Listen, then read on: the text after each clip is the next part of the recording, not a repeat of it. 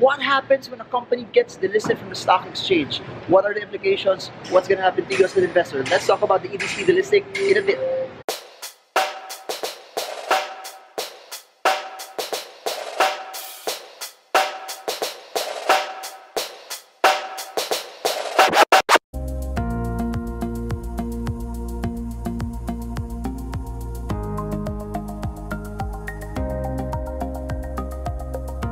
Hey guys, so I'm off to Iloilo for Stock Smarts there this weekend. So if you are from the area, join us. I hope to meet you because we're going to talk a lot about technical analysis. We're going to talk a lot about how you can trade the markets with ease and confidence. If you're new to this page, you're new to this channel, subscribe so you get updated on all of the happenings in the stock market and the economy with the hope and the goal to reach your goals of financial freedom. We just really want to see more and more Filipinos use the stock market to gain the conviction to trade the markets with ease and confidence. So let's talk about EDC.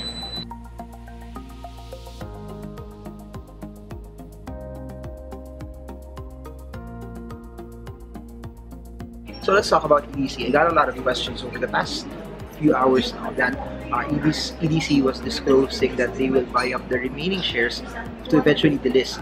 Please take note, this was something that everyone knew already from last year because when a private firm started to buy a lot of shares from EDC, it already gave a notion that that they would already delist.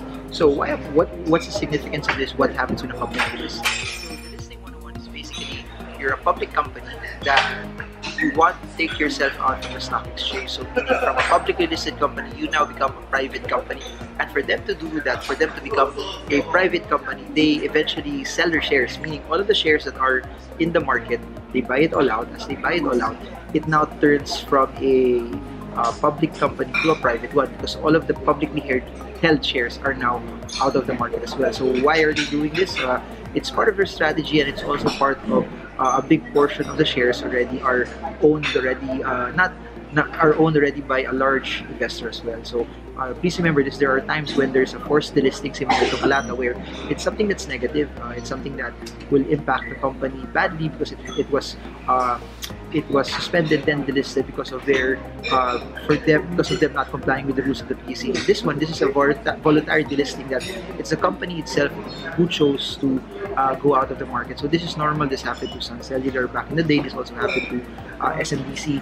The thing with that is for them to delist, for them to buy shares of the company, they would have to buy it at a specific price. So the shares would be sold at 7.25 pesos each.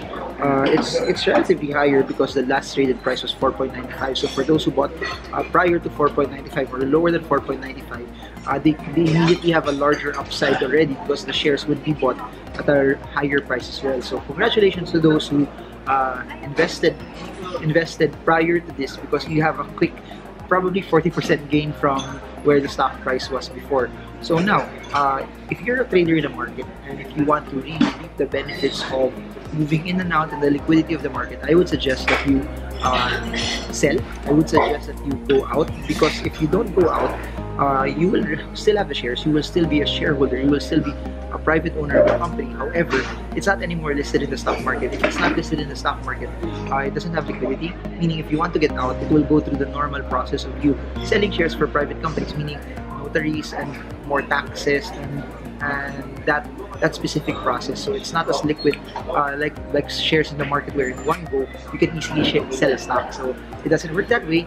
It works. That's why I would suggest to everyone that you sell so that you don't end up holding a company that's not anymore in the exchange. So nothing wrong naman if you hold on to it. If you really believe in the company, if the company does well, you still get the dividends. You still get skin in the game. You still get exposure to EDC as well. So if you believe in their play in the renewable sector in the Visayas region, you can hold on to it. However, the shares won't be liquid anymore.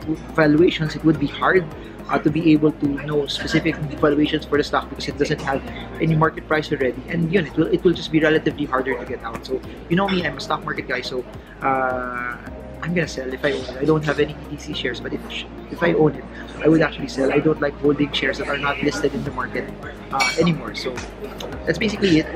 They're selling their shares, they're delisting, accept the tender offer, so you can use the stock and position for you can use the money and position to another stock as well. So that's it for now. Marvin Germo. I'm here in the Iyang Boy Lounge, going to Iloilo for a couple of talks this weekend. So I hope this video helps you and gain the conviction in the markets, and I hope it helps you trade well, trade strong, trade smart. See you all again soon. God bless you.